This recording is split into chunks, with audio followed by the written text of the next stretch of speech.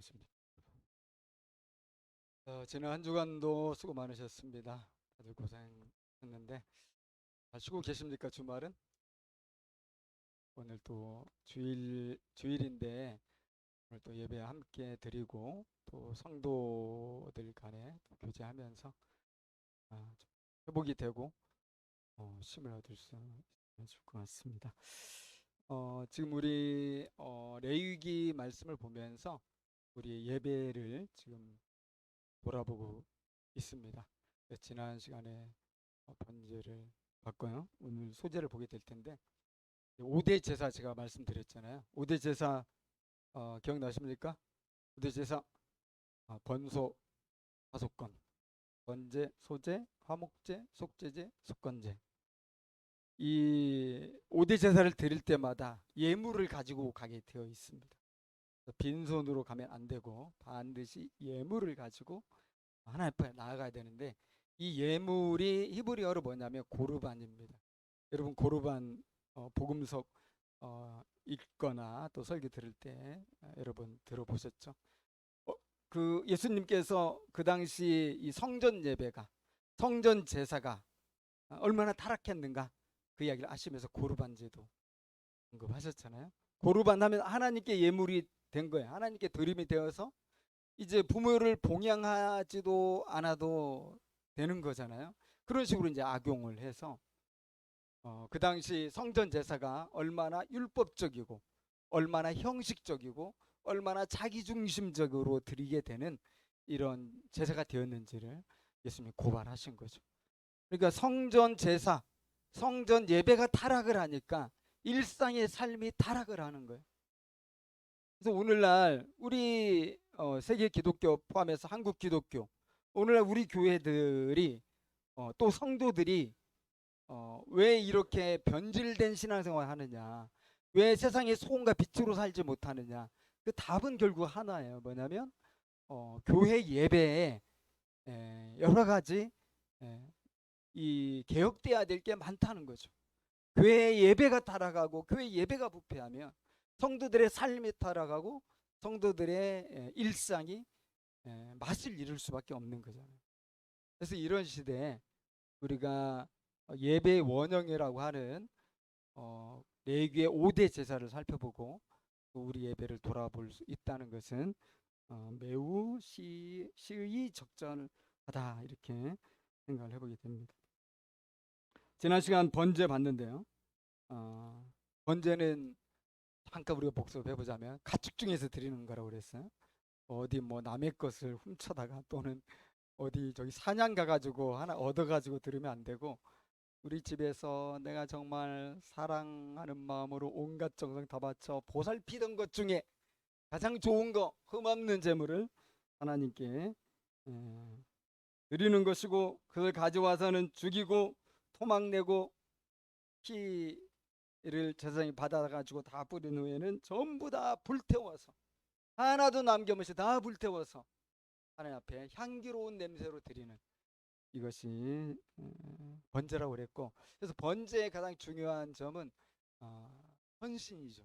우리 모든 걸 불태워서 하나님 앞에 산 제물로 예수님이 자신을 희생 제물로 바치신 것처럼 우리의 삶을 희생 제물로 바치는 이것을 생각하면서 나아가는 것이 번제처럼 드리는 예배다 이렇게 할 수가 있습니다. 특별히 이제 번제에서 중요한 것은 머리 안수하는 거였잖아요.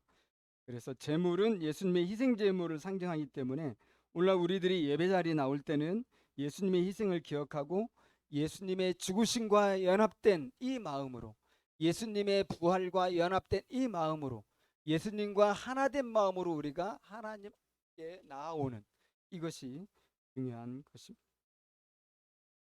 그래서 우리가 그렇게 연합이 되기 때문에 우리가 일주일 동안 정말 부끄럽게 살고 정말 스스로 돌아볼 때 죄책감이 들 정도로 살았음에도 불구하고 우리가 그런 믿음으로 예배 자리에 나올 때 하나님 아버지께서는 예수님과 하나 된 그 모습으로 인해서 우리를 향기로운 산 제물로 받아 주시는 거죠. 주님의 은혜입니다. 우리 예수님의 그 피가 우리 연약함을 다 덮어주니까 가능한 것이고, 그래서 우리가 회개하면서 진심으로 나올 수 있는 거죠. 이 시간은 두 번째 제사인 소제를 보고자 합니다. 소제는 번제와 여러 부분에서 많이 다른데요. 첫 번째 다른 것은 피가 없어요. 곡물 제사입니다. 그래서 소제는 1절에서 잘 설명하고 있는 것처럼 누구든지 소제의 예물을 여호와께 드리려거든 어떻게 나가야 됩니까? 고운 가루로 예물을 삼아야 돼요. 그러니까 알곡으로 가지고 가면 안 되고 알맹이로 가지고 가면 안 되고 반드시 부셔야 돼요. 부셔서 막 갈아가지고 곱디 고운 이 가루로 만들었어. 우리 밀가루 보면 엄청 곱잖아요. 그렇게 최대한 곱게 만들어서 가지고 나아가는 것입니다. 두 개의 돌덩이 사이에 곡물이 끼이잖아요. 이 곡물들은 계속 충격을 받는 거예요.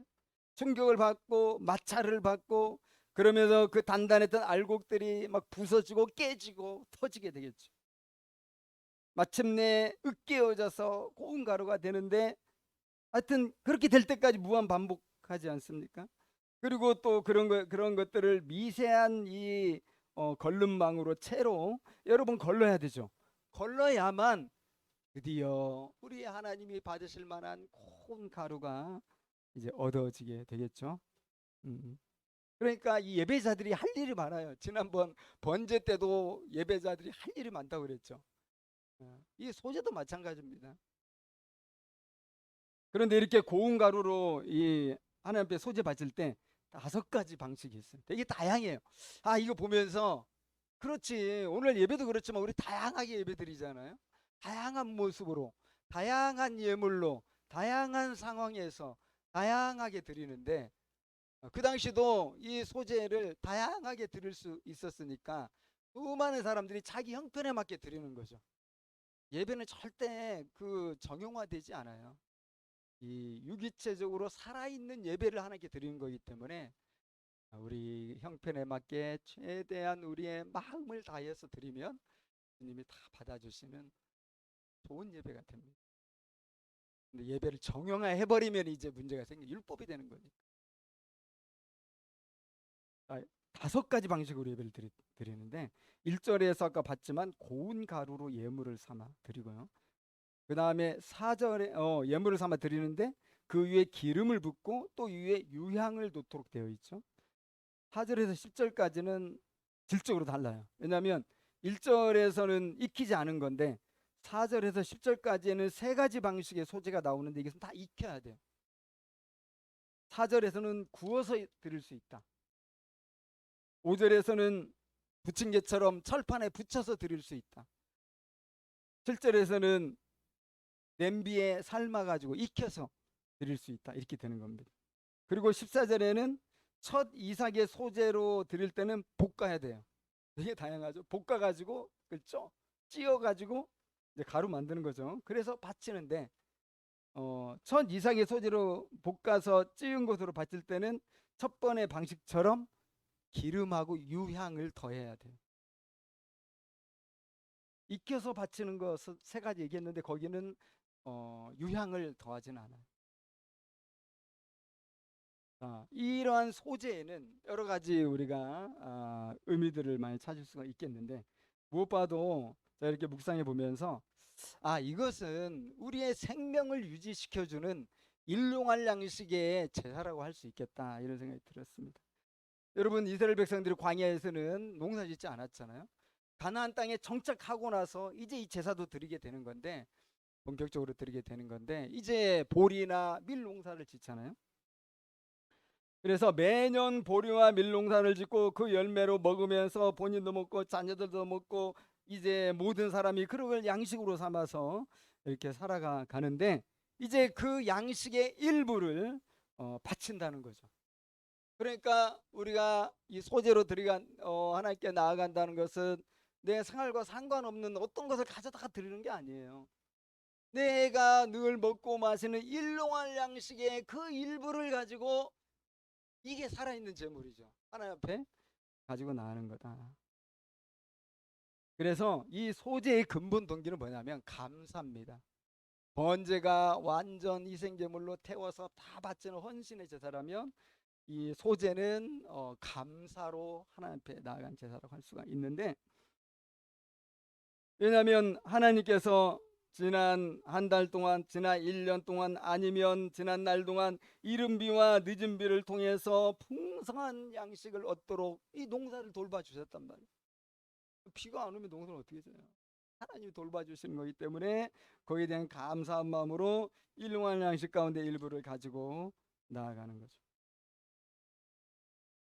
소재를 히브리어로 뭐라고 하냐면 민하라고 합니다.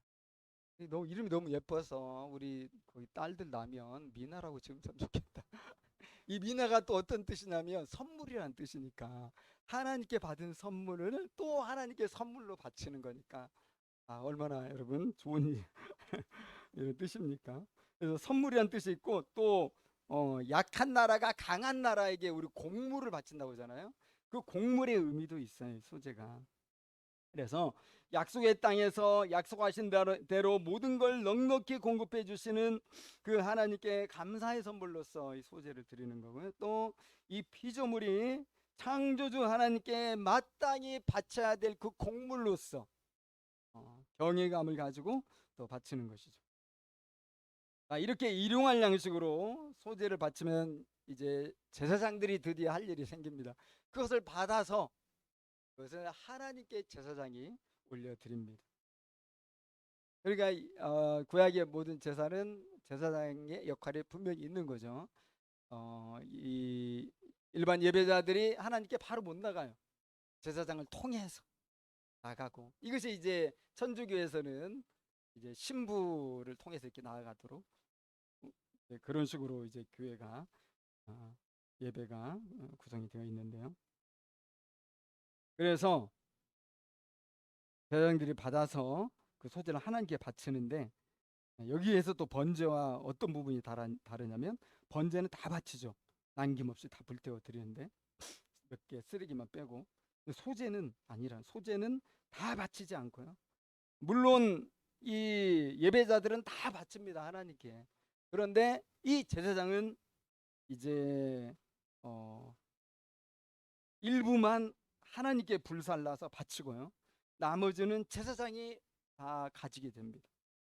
2절에 보면 그 고운 가루 한 움큼과 기름과 그 모든 유향을 가져다가 기념물로 제단 위에서 불사른다 그랬죠. 한 움큼이. 그러니까 나머지는 그게 얼마나 될지 모르죠. 나머지는 제사장이 받게 되는 거죠. 그런데 그것을 2절과 9절에 보면 하나님께 향기로운 냄새가 되어서 하나님께서 그 일부 드린 것을 받아주신다고 그랬습니다. 그래서 이 소제는 제사장의 양식이 있는 제사가 되는 거예요. 이걸로 먹고 살아요. 제사장은 하나님이 받으신 일부 외에 다 자신의 것으로 삼고 자신의 가족들을 부양하게 되겠죠.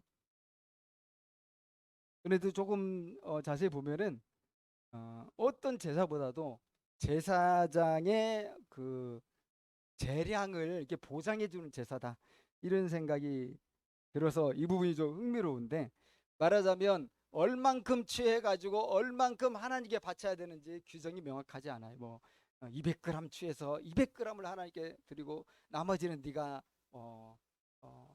이렇게 할 수 있다, 이렇게 말하지 않고 그냥 제사장이 원하는 대로 하는 거죠.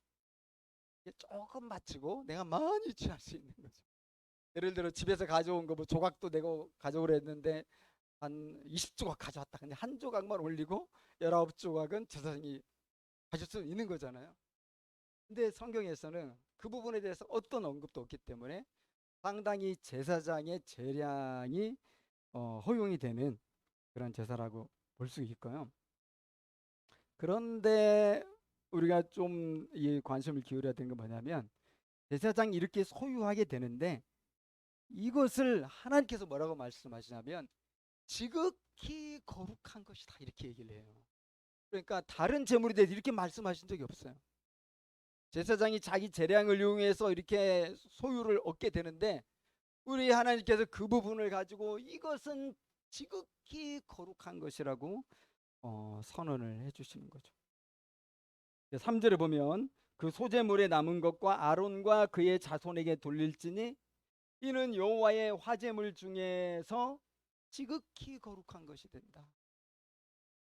6절도 동일합니다. 소재물에 남은 것은 아론과 그의 아들들에게 돌릴지니 이는 여호와의 화제물 중에 지극히 거룩한 것이다.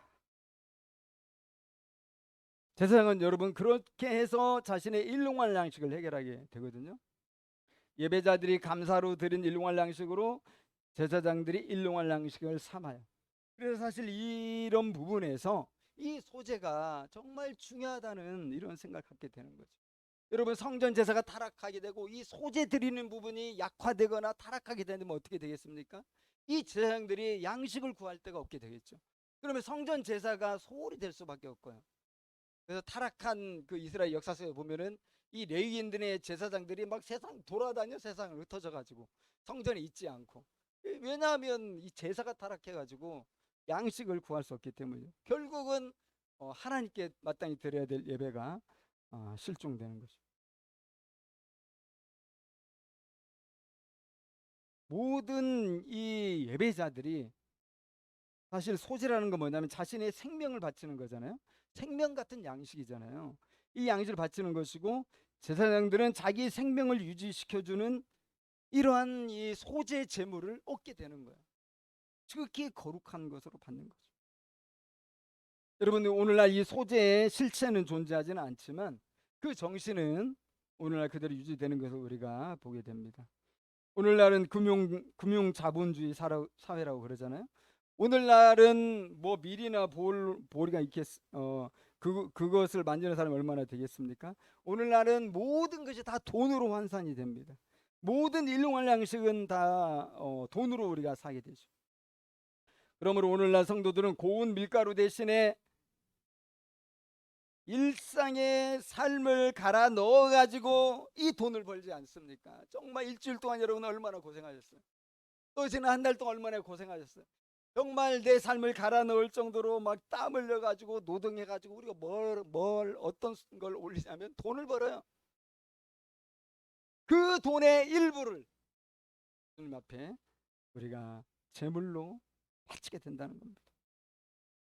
여러분 내 수중에 있을 때는 가치 중립적인 돈이었지만 그 돈을 하나님께 바칠 때는 고운 가루처럼 되어서 하나님께서 받으시는 향기로운 제물로 변환이 일어나는 거예요. 이제 하나님 앞에 우리가 봉헌을 드리게 되면 그건 더 이상 돈이 아니에요. 일단은 하나님 앞에 향기로운 제물로 연락이 되는 거예요. 안 바치면 그 돈은 그냥 돈이에요. 그냥 내 맘대로 써도 돼요. 그냥 물질일 뿐이죠. 그러나 우리가 하나님께 봉헌으로 바치게 될 때 그것은 제물이 되는 것이고, 제사장이 그것을 받을 때는 이제 하나님께서는 그것을 받아가지고 제사장이 주는 거죠. 제사장이 그것을 받을 때는 지극히 거룩한 것으로 그것을 받게 됩니다.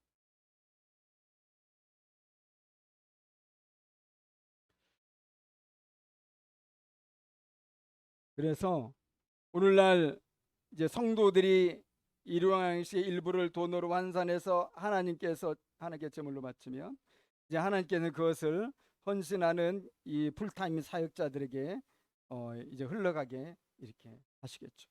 그러면 이 풀타임 사역자들은 자기가 받는 이것을 그저 돈으로 생각하면 안 된다 이거죠. 이것은 뭐라고 그러셨습니까? 지극히 거룩한 것이다. 크든 작든 상관하지 아니하고 교회에서 하나님의 이름에 바쳐진 그 제물 가운데 일부를 받는 거잖아요. 교회 사역자들. 그러면 이것은 지극히 거룩한 하나님의 양식이 되는 거죠. 그 사역자들은 그러한 이 하나님께로부터 제물을 받아서 그것으로 삶을 유지할 뿐만 아니라 마치 제사장들이 성전과 그 예배자들을 섬겼듯이 오늘날의 성전은 성도잖아요. 그래서 성도들을 섬기고 이웃을 섬기면서 하나님 나라의 이 선교에 헌신적으로 봉사를 하는 것이 아주 마땅한 의무다. 그런 것입니다. 저도 포함이 되겠지만 어쨌든 이 목회자들은, 선교사들은, 또 이 풀타임 간사들은 악하고 게으른 종이 되면 안 되는 거겠죠. 이 거룩한 것을 내가 받았으니까 사람한테 받았다고 생각하지 말고 하나님 내게 주셨다 생각하고 하나님이 내게 주신 사명을 즐겁게 감당하는, 특별히 소재에서 우리가 특별히 주목할 부분이 있는 것을 우리가 보게 되는데요. 번제의 경우도 그렇지만 이 제사에서도 가난한 자에 대한 배려가 있어요. 그런데 훨씬 상세합니다. 너무나 가난해서 비둘기조차도 없는 그런 더 가난한 사람들도 있잖아요. 그런 사람들은 뭘로 바치냐? 우리가 율법을 보면 이스라엘 사회는 완전 복지 사회입니다. 사회 보장 제도가 잘 돼 있어. 아무리 가난해도 자신과 가족들이 먹을 밀은 보장받을 수 있는 사회가 이스라엘 사회였거든요. 그래서 누구든지 집에서 많든 적든 일용할 양식으로 살아갈 수 있는 거죠. 그렇기 때문에 마음만 내가 소원이 있다면 누구나 다 하나님 앞에 제사를 드릴 수가 있는 거예요. 뭐가 없어도, 심지어 비둘기조차도 없어도 식사하다가 그 일부를 준비해서 갖다 바치면 되는 거니까.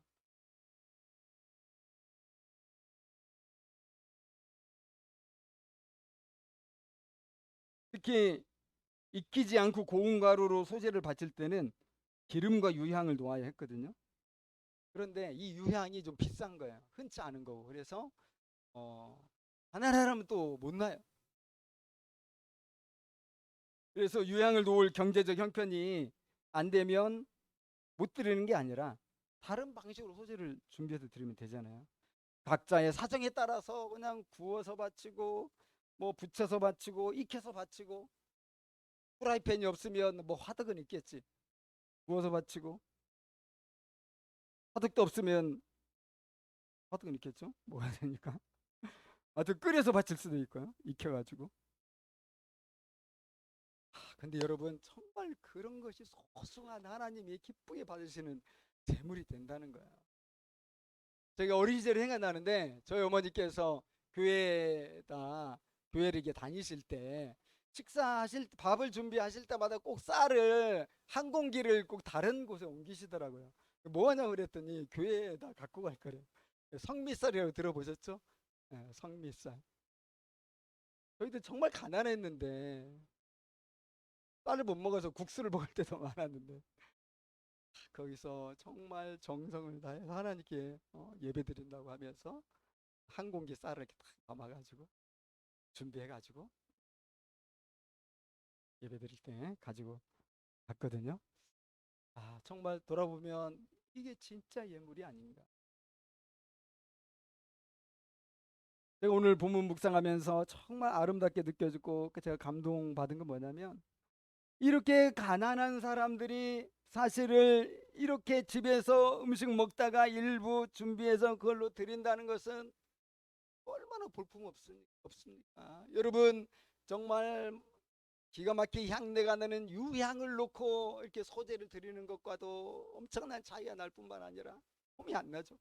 황소로 이렇게 원재로 드리는 이런 사람들에 비하면 정말 좀 부끄러울 수도 있잖아요. 그런데 오늘 말씀을 보니까 우리 하나님은 어떤 분입니까? 그것도 하나님께서 향기로 받으신다는 것. 2절에 그랬죠. 여호와께 향기로운 냄새. 9절에도 그랬어. 여호와께 향기로운. 사람들끼리는 서로 뭐 비교 평가하느라고 쉽진 않겠지만 우리 하나님은 절대로 비교하거나 평가하는 분이 아니에요. 있는 모습 그대로 우리가 우리 일상에서 최선을 다해서 내가 소중한 것이라고 생각한 그 일부를 준비해서 받. 우리 주님은 저 황소를 받으실 때 그 연기를 흠양하는 것과 똑같이 토제를 받으시고 향기로 받으시고. 그리고 뭐 이런 거 보면 가난은 죄가 아닐 수 있겠구나 이런 생각을 하죠. 가난한 사람이 드린다고 주님이 싫어하는 게 아니라는 거예요. 꼭 믿음이 없기 때문에 가난한 것도 아니라는 거죠. 사실 예수님도 헌금은 이렇게 해라 하면서 모델처럼 주님이 말씀하신 게 가난한 과부가 동전 2개 바친 걸 주님은 그렇게 기뻐하셨죠. 그런데 여러분, 우리가 이렇게 바쳐 드리는 것은 꼭 물질만이 아닙니다. 우리의 가난한 마음도 바쳐 드리는 거예요. 우리의 상처받은 마음도 그대로 바쳐 드리는 것이고, 우리 자신을 드리는 거죠. 그 부분을 잠깐 보면요, 여러분, 소제를 드릴 때 예배자가 반드시 지켜야 될 규율이 있다는 거예요. 사실 소제는 어떻게 보면 별거 아니잖아요. 밥 먹다가 뭐 좀 일부 떼어놔서 이렇게 바치면. 그렇지만은 대충 드려서는 안 된다는 거예요. 뭐 그냥 대충 드리면 되지 뭐. 또 이 아주 단순하고 어떻게 보면 너무 그냥 볼품 없을 것 같은 소재지만 우리 하나님께서는 그것을 소중하게 여기시기 때문에 여러 가지 규율을 주셨어요. 절대로 대충 하지 말라는 거예요. 그래서 주의사항 첫 번째로 누룩을 넣지 말아라. 절대로. 꿀도 넣지 말아라. 이건 반드시 지켜야 됩니다. 이 11절에 나오죠. 누룩은 뭔지 아시죠? 밀로 만든 그 딱딱한 빵을 크게 부풀리고요, 모양을 크게 만들고 또 부드럽게 만들고 반드시 필요한 거죠. 우리가 먹으려면. 꿀은 또 얼마나 좋아요.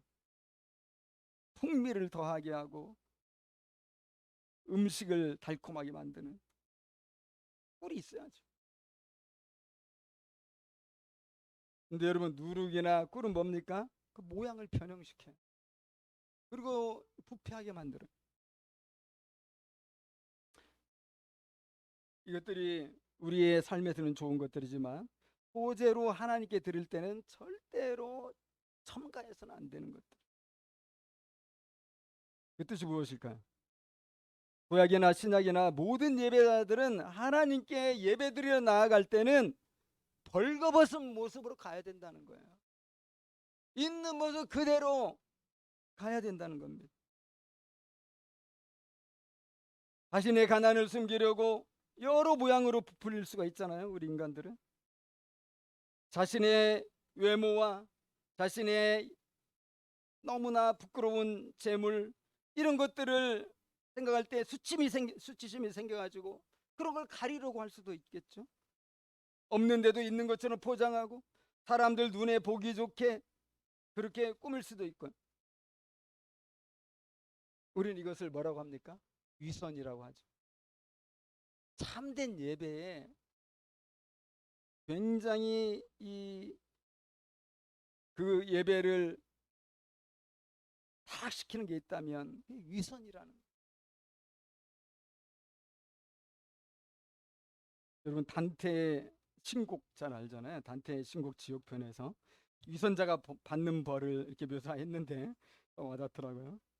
위선자들은 겉은 금이지만 속은 나부로 된 무거운 옷을 입고 영원히 행진하는 벌을 받는다.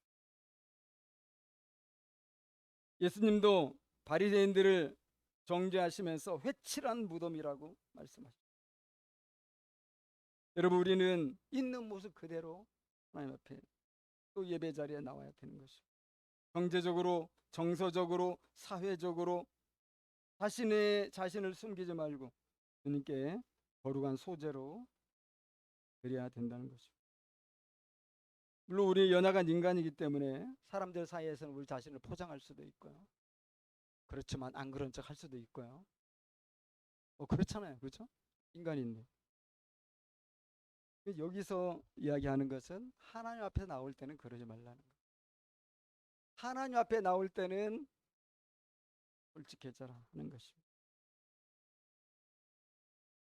왜냐하면요, 하나님은 나에 대해서 뭘 모르시는 게 있겠어요? 나에 대해 모든 걸 다 아셨단 말이에요. 피부로 우리가 이렇게 덮여 있어가지고 우리 포장이 잘 되어 있지만 우리 속에 무슨 생각을 품고 있는지, 우리 속에 어떤 상처가 있는지, 우리 속에 어떤 슬픔이 있는지, 우리 속에 어떤 말 못한 좌절이 있고 절망이 있는지, 어떤 한숨이 있는지, 어떤 기쁨이 있는지 하나님은 다 완벽하게 알고 계시기 때문에 시루하게 하나 숨길 생각하지 말라는 거죠. 그 말은 무슨 뜻이냐면 자신의 감정을 하나님 앞에서는 절대로 포장하지 말라. 여러분, 그렇게 모든 것 다 드러내고 우리 감정을 표현해도 우리 하나님은 절대로 싫어하지 않는다는 거예요. 왜 그럴까요? 사랑하는 아들이고 딸이니까요. 여러분도 대부분 다 부모들이잖아요. 자녀가 더러우면 싫어합니까? 자녀가 오물을 묻히고 왔으면 혐오합니까? 우리 어떻게 합니까? 사랑하는 자녀에게 온갖 오물들이 묻어 있으면 씻겨주고 닦아주고 좋은 옷을 입혀주고 그리고 꼭 안아주지 않겠습니까? 그리고 우리가 하나님께 나아갈 때는 아빠 아버지로 우리가 부르면서 나가잖아요. 무서운 심판자 앞에 가는 것처럼 우리가 가면 안 되는 거예요.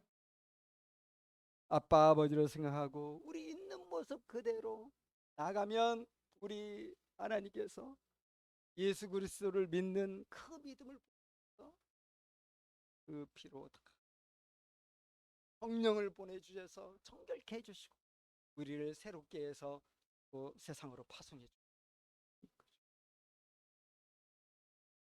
한 아이가 있습니다. 이 아이는 엄마 아빠에게 화를 내야 될 때는 숨기는 법이 없어요. 어떤 때는 짜증줄 살래고요. 막 화도 내고 조금만 아픈데도 막 심하게 아프다고 막 엄살을 부리고 비명을 지르기도 하죠. 여러분, 이 아이는 어떤 아이겠습니까? 한 아이가 커서 10대가 되었을 때 학교에서 놀다가 우리 주일학교 아들도 종종 그러는데 다리가 부러지는 사고가 났어요. 그런데 집에 돌아온 아이는 아빠 괜찮아 하면서 삔 것 같다 그랬어요. 당시 이 아빠는 너무나 바빴어요. 그래가지고 친구 한의원에 데려다 주면서 침을 맞으면 나을 거야 그렇게 했어요. 그런데 다음날 아침에 아이 방을 열어보고 아빠가 깜짝 놀랐습니다. 이 아이가 밤새도록 아파가지고 막 울은 거예요. 그래서 눈이 막 퉁퉁 부어있고 눈이 막 빨갛고 깜짝 놀라가지고 아빠가 부랴부랴 아이를 데리고 정형외과에 데려왔는데 이 의사한테 당연히 혼났죠. 왜 이 아이를 이 지경까지 내버려뒀냐. 사진 찍어보니까 이 아이는 그냥 삔 정도가 아니고 뼈가 부러졌는데 이 아이가 더 아팠을 것이다. 이제 속상한 아빠가 아이를 태우고 운전해서 집으로 이제 가고 있죠. 근데 이 아이는 뭐 철이 빨리 들었는지 이 아빠가 너무나 바쁜데 우리 아빠가 나 때문에 일도 못하고 이렇게 고생하는 것이 느껴졌는지 뒷자리에 앉아있던 아이가 아빠에게 말했어요. 아빠 미안해. 그리고 고마워. 여러분, 그 말을 들은 아빠가 반응을 어떻게 했겠어요? 여러분 같으면 어떻게 했겠어요? 정말 착한 내 아들. 이렇게 했을까요? 그렇게 많이 할 것 같은데 이 아빠는 막 화를 냈어요. 야, 이럴 때 네가 화를 내야지. 아빠가 일핑계로 너를 잘 돌보지 못해가지고 네가 그렇게 아프고 고통스러웠는데 왜 너 아빠한테 미안하다고 그래? 네가 뭐가 미안해? 네가 뭐가 고마워? 넌 이렇게 말해야지. 아빠는 일이 나보다 더 중요해? 나는 밤새도 아파서 울었는데 아빠는 그것도 몰랐잖아. 왜 처음부터 나를 정형외과 안 데려갔어? 그러니까 이 아빠는 아이가 이렇게 말해야 정상인데 고맙다고 말하고 미안하다고 얘기하니까 순간 이 아빠가 어, 이 아이가 자기를 온전히 아빠로 못 받아들이고 있는 건 아닌가 하는 생각이 들었는데 왜냐하면 이 아이는 한 살 때 입양한 아이거든. 한 살 때 그 어릴 때 입양했는데도 이런 생각이 들어서 마음이 아팠다고 우리 고백을 하는 걸 들었어요. 여러분, 아주 지나치지 않다면 우리 자녀가 엄마 아빠에게 화내고요, 짜증 낼 수 있는 거, 그럴 수 있잖아요. 그것이야말로 친엄마고 친아빠라는 확실한 증거입니다. 무슨 우리 아이들이 뭐 지나간 동네 아저씨한테 그렇게 할 수는 없잖아요. 아빠가 아닌데. 아빠한테만 화낼 수 있는, 아빠한테만 막 소리도 칠 수 있는 거고. 여러분, 예수님은 하나님에게 아빠, 아버지라고. 구약 시대는 누구도 그렇게 쉽게 부르지 못했는데 예수님은 아버지라고 부르는 거예요. 아빠, 아버지라고. 자, 그렇기 때문에 예수님은 공생애를 사시고 십자가를 지고 가시는 이 여정 가운데서 자기의 감정을 드러내십니다. 자기 감정을 막 자기 부인한다고 하면서 막 억누르지 않았다 이거죠. 여러분, 자기 감정을 막 억누르는 건 절대 자기 부인하라는 말씀에 순종하는 게 아니에요. 이거 자기를 사랑하지 못하는 나쁜 거죠. 예수님은 그래서 예루살렘 가시는 길에 제 아들 앞에서 뭐라고 얘기했습니까? 나 정말 힘들다. 내 마음이 심히 지금 고민 중이다. 내가 너무 심해가지고 내가 죽을 지경이다. 주님 그렇게 말씀하셨잖아요. 올리브 동산에서는 제발 이 고난의 잔을 좀 피할 수 없냐고, 이 잔을 좀 피해가게 해달라고 때를 쓰듯이 그렇게 기도했고, 힘드니까. 그리고 부끄럽게도 예수님의 십자가에 못 박히셨을 때 내가 정말 목마르다 하고 또 소리도 치셨잖아요.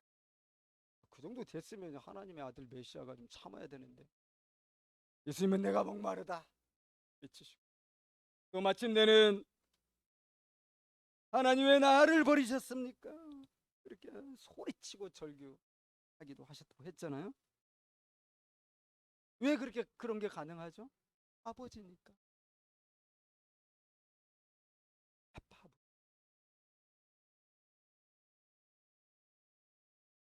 소재는 예수님의 고난을 뜻합니다. 마치 부서지고 으깨어지는 밀처럼 예수님은 자신을 갈아 넣으셨죠.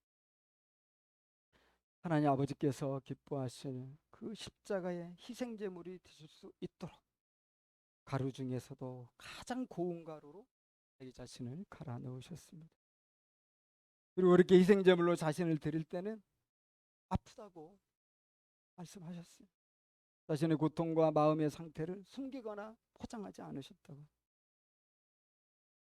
여러분, 우리의 삶을 돌아보면 어떻습니까? 우리도 어떤 때는 정말 내 삶을, 내 이 젊은 한때를, 아직도 나는 젊은데 그냥 갈아 넣는 것만 같은 이런 생각이 들어가지고 답답할 때가 많이 있죠. 희망은 너무나 멀어요. 근데 지금 나는 너무나 나를 하지 않으면 많은 일들에 쌓여있죠. 갈아 넣는다는 표현이 절로 나올 것입니다. 우리도 슬플 때가 있습니다. 분노할 때가 있고요, 실망의 감정이 들 때가 있어요. 진짜 예배는 뭡니까? 그럴 때 숨기지 말고 하나님 앞에 나아가서 울라는 것입니다. 소리치라는 것입니다. 화를 내고 실망을 표현하라는 것입니다. 여러분, 시편에는 수많은 기도가 있는데요, 가장 많은 기도가 뭔지 아세요? 탄식의 기도가 가장 많아요. 찬양의 기도, 감사 기도, 뭐 할렐루야, 여호와를 찬양하라, 그런 거 그렇게 많지 않고, 진짜 많은 기도는 겠다는 기도, 힘들다는 기도, 저 원수놈들 좀 때려쳐달라고 막 이런 기도가 얼마나 많습니까? 괴롭다고. 언제 저의 하나님이 되시겠습니까? 저를 돌봐주시겠습니까? 다윗도 우리가 정직한 마음으로 가야 된다고 그랬죠. 하나님 앞에. 시편 51편 10절에서 이렇게 말했잖아요. 하나님이여 내 속에 정한 마음을 창조하시고 내 안에 정직한 영을 새롭게 하소서. 여러분, 누룩과 꿀을 넣지 말라. 우리가 기억하면 좋겠다. 사람들 사이에서는 필요하죠. 하나님 앞에서는 벌거벗어. 누룩을 넣지 말고 꿀도 넣지 말고. 그런데 한 가지는 넣어라. 그것도 한 가지 또 넣으시래요. 그냥 대충 들으면 될 것 같은데 이 하찮은 소재 드리는데 주님은 이렇게 기호를 또 많이 주셨네. 그만큼 소재도 귀한 거다. 13절에 내 모든 소재물에 소금을 치라. 내 하나님의 언약의 소금을 네 소재에 빼지 못할지니 내 모든 예물에 소금을 드릴지니라. 3번이나 반복해서 소금, 소금, 소금 얘기하셨죠? 여러분, 소금을 왜 이렇게 꼭 쳐야 될까요?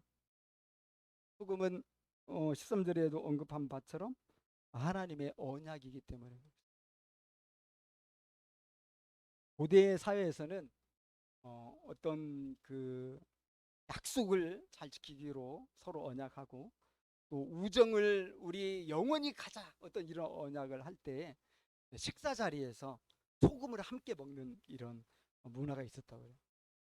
소금은 변치 않잖아요.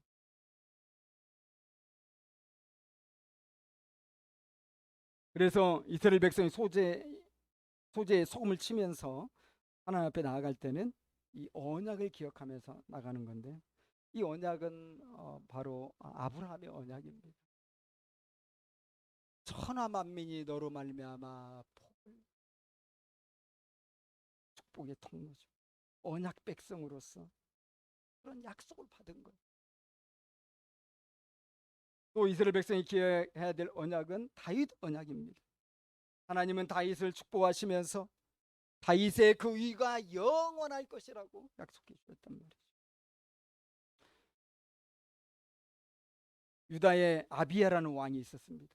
이 유다 왕 아비야가 전쟁을 나가기 전에 크게 긴장을 했는지 백성들 군사들을 다 모아놓고 막 일정 연설을 했는데, 그 연설할 때 무슨 얘기를 하냐면 소금의 언약을 기억하라, 다윗의 언약을 기억하라, 이런 말이거든요. 역대하 13장 5절에 이스라엘 하나님 여호와께서 소금 언약으로 이스라엘 나라를 영원히 다윗과 그의 자손에게 주신 것을 너희가 알아야 될 거 아니냐. 그러니까 이 전쟁 나갈 때 두려워하지 말아라, 놀라지도 말아라, 하나님이 우리와 함께 하신다, 그 얘기죠. 왜? 이 언약이 있기 때문에. 그래서 소재에 소금을 치는 것은 내가 하나님의 은혜로 어떻게 구원을 받았는가 기억하는 것이고, 동시에 세상 속에서 언약 백성으로서 살아갈 것에 대한 다짐과 서원을 하는 것이다, 이렇게 말씀을 드릴 수 있습니다. 이 개인이라는 신학자가 있는데, 그런 신학자는 이 소재에 소금을 치라, 이 말씀에는 사회적 맥락이 있다고 그렇게 주석을 했어요. 다시 말해서 하나님의 언약 백성인 것을 기억하면서 예배자들은 세상에서 살아가야 된다는 것이고, 그렇게 살아갈 때 세상 속에서 하나님 나라의 윤리로 살아가야 된다는 거죠. 그래서 여러분, 예수님이 그렇게 말씀하신 거죠. 너희는 세상의 소.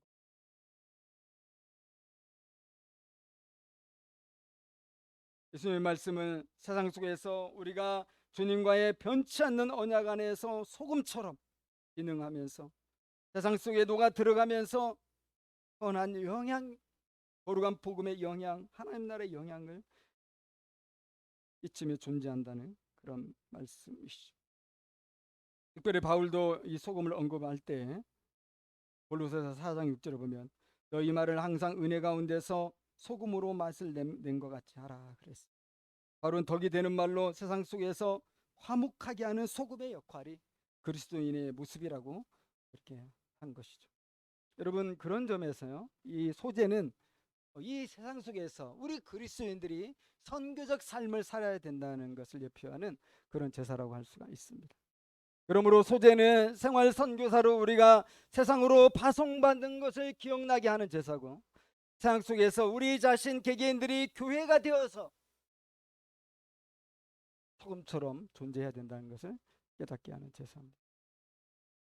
이 점이 우리가 매주 공적 예배를 드릴 때마다 생활 선교사로서 파송받는 이유입니다. 사랑하는 여러분, 우리를 위하여 자신을 고운 가루의 소재로 드린 예수님께서는 저희들이 이렇게 말씀하셨습니다. 내가 나를 사랑하느냐? 내 양을 먹이라. 매주 참된 예배로 드릴 때마다 우리를 파송하시는 예수님의 음성을 들을 수 있으면 좋겠습니다. 우리가 처한 삶의 현장에서 말씀 묵상하면서 불변의 소금 언약을 기억해야 될 것입니다. 무엇보다도 생활 선교사가 되어 복음의 빛을 비춤으로 사람들을 하나님의 나라로 초대하는 이 생명의 역사, 이것을 우리가 함께 이뤄갈 수 있기를 소망합니다. 우리 함께 기도하고 마치겠습니다.